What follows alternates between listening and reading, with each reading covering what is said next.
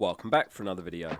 Final thoughts and tips ahead of Gameweek 35. I'm going to answer all your popular questions this week, the biggest dilemmas you've got, and a final look at my team. Some great questions this week. Tom asks if we should hold on to our Palace assets or sell them. Yeah, I mean a huge number of us are sitting on triple Palace, aren't we, from those back-to-back doubles. And we've got just 4 more free transfers, that's it. The Premier League have now rearranged that Gameweek 37 postponement, which we'll touch on in a minute, but it does mean there's no double game week for Palace to come. It does on the other hand mean they could still go full strength in Gameweek 36 when they've got Spurs, as there's a 6-day gap from that until the FA Cup final at least. But yeah, they're home to Forest this week, it's not too bad. If you don't own Bowen or Mbumo, then they're really good replacements for the mids, Eze and Sarr. And I think Wissa and Watkins will be the 2 standouts to replace Mateta. Or if you want to just keep Mateta for 1 week and reassess, then Wood of course home to Leicester in Gameweek 36, and that's kind of the perfect entry point. But I like selling this week if you don't have either Mbumo or Bowen.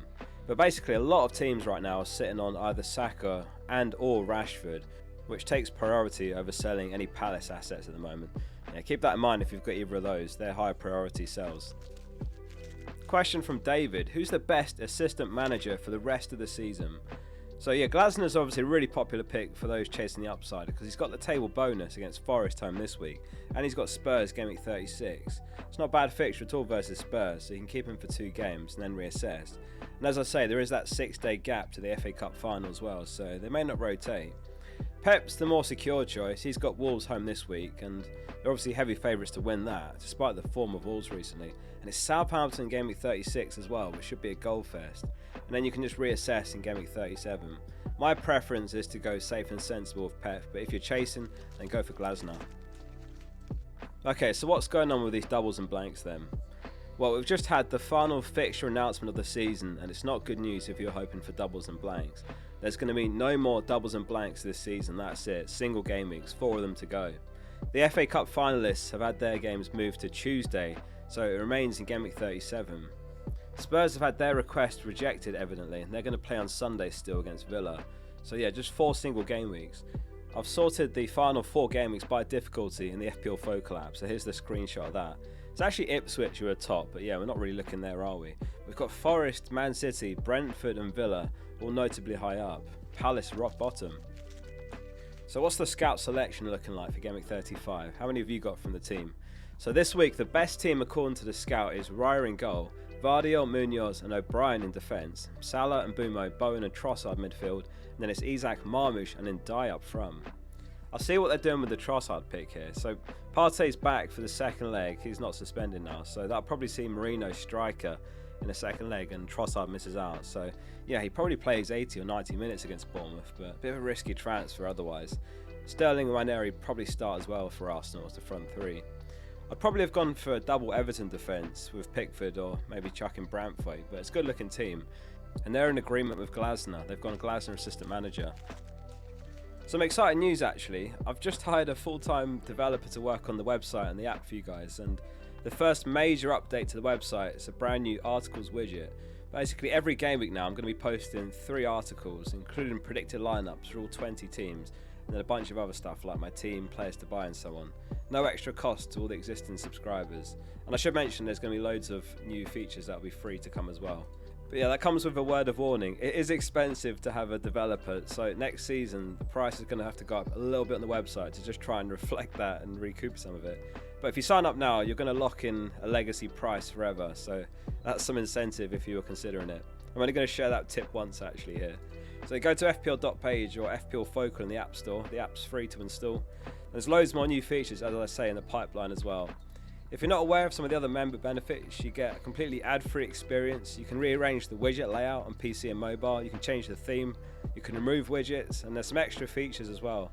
Like you can sort the fixture difficulty ratings by attack and defence specifically. It's only £1.49 a month, so that's like 37p per game week. So yeah, if you want to support me, it's massively appreciated, and we're genuinely building something really cool here. Like there's some very exciting stuff in the pipeline. I've got a 20-page document of ideas, and there's some stuff you won't have seen anywhere in the FPL space. Moving on, let's have a look at the latest gaming odds, projected goals and clean sheet probabilities for Gameweek 35 from the brilliant Rob T FPL. So it's Everton at top of the clean sheet odds, 44% this week. Second is Man City, 42%. And then beyond that, we're looking at 32% for Arsenal, Villa and Brentford. It's City who lead for projected goals as well, 2.4 for them, which does lend some weight to Marmy's captain. Brentford are second though, 2.05 projected goals. And given Mbeumo's home to Man United, and he's second top for points after Salah, he's obviously a popular pick this week. And then it's Everton who are 1.9 goals. But yeah, the forwards just haven't been doing it as of late, have they? Like Beto's form's gone. He's not even been starting every game. I mean, the scout selection had him die, didn't they? But even his minutes have been all over the place as well, to be honest. Captaincy rankings for Gameweek 35 are as follows. Mbeumo number 1, Salah number 2 and Marmoush number 3. It's a season-defining week for Man United, really. They have to go through in the Europa League, so I wouldn't be surprised if we see the likes of Amas, like Fredrickson, Obi all starting realistically. So yeah, Mbeumo's really appealing for those reasons. And if you caught the experts video, it was Mbeumo number 1, but they were really split. There was like 6 or 7 names, which is quite rare. So it is an opportunity to go with your gut if you've got a feeling about a particular player. The rank downside is reduced when the captaincy is diluted like that. We've got Salah number 2 here, who did say that he's still chasing individual records this season, so don't write Salah off just yet, despite Liverpool having the league wrapped up. And then it's Marmoush number 3. Who are you captaining this week? Some other honourable mentions that come to mind. Isak, I would say. De Bruyne probably starts after the rest in the FA Cup. I guess it's not a certainty. And Bowen as well. Captaincy widget in the app looks kind of similar. It's got Mbeumo top there, 5 stars. Marmoush and Palmer on 4 stars. And then it's Wissa and Bowen on 3. Who are the most transferred players around the world this week then? Well, you're probably sick of hearing his name by now, but it is Mbeumo number 1. 153,000 have bought him. Cunha's in second, and then it's Vardy, Marmoush, Wissa, Rogers and Bowen. Cunha's going a bit under the radar, isn't he? Like, obviously we're all aware of that whole last game, that wasn't under the radar, but I suppose it's that Man City fixture next that's putting people off. Pereira came out with that statement before the Leicester game though, basically saying that he's still committed to the team despite transfer rumours. So yeah, we could see him continue to start every game, even if he is ultimately going to leave at the end of the season. So it's Robinson who's the most sold, and then it's Palmer, Rashford, Saka, and Evan Nilsson. So it seems like a lot of people moved early to sell Evan Nilsson after the red card, which could be costly. They've still got a couple of nice fixtures to come, especially Leicester home Gameweek 38. In case you missed it, the red card he got has been rescinded, so he's available to play next match. Avor Khan asks, when's next season starting? Alright, let's actually entertain this one for a bit of fun. So I've got a table here from Scout which measures the launch dates of FPL the past 8 seasons and how many days before Gameweek 1 or Gameweek 1's deadline the game actually launched. So the earliest that FPL was launched was 51 days before Gameweek 1 and the latest was just 25 days before. So that's an average of 35 days from Gameweek 1 to the game launching. Next season starts on August the 16th, so that means that FPL should launch around July the 12th. Mark your calendars. Last question, and it's been a lot about the bench boost this week. The question basically is when's the best week to use it? And really the answer is there is no prescribed best week for it, and it was the same answer last season. We've got no doubles to come, so it's all about wherever your bench is strongest and just go for that week. So yeah, I mean, some of you are going to have a bench that looks really good this week. Some of you in 36 or 37. I would say 38 is too risky for my liking because there is that potential rotation which often happens that time of the season, right? There's these peripheral players in every squad that have been there week in week out training with the team all season and they deserve to get some minutes, and that can often happen in Gameweek 38, especially the teams that have got nothing to play for. PlanFPL.com is a useful site. You just enter your team ID and you can view how your team looks in future weeks. So that's useful basically to see how your bench is shaping up beyond Gameweek 35. I should point out, I suppose we should touch on other chips. So the free hit, what do you do with that? I think Gameweek 36 does still look good for the free hit because you can really target the bottom 3. Brentford have got Ipswich, so you go in Mbeumo and Wissa. Man City have got Southampton, so you go triple City. Forest have got Leicester home, so you go triple Forest. That's 8 players right there if you're starting 11. Liverpool and Arsenal face each other as well, so you can hop off their assets from both teams, especially if you've got Arsenal defence. Triple captain, yeah, there's no clear winner there really. Like Salah's got Palace home Gameweek 38, that's quite nice.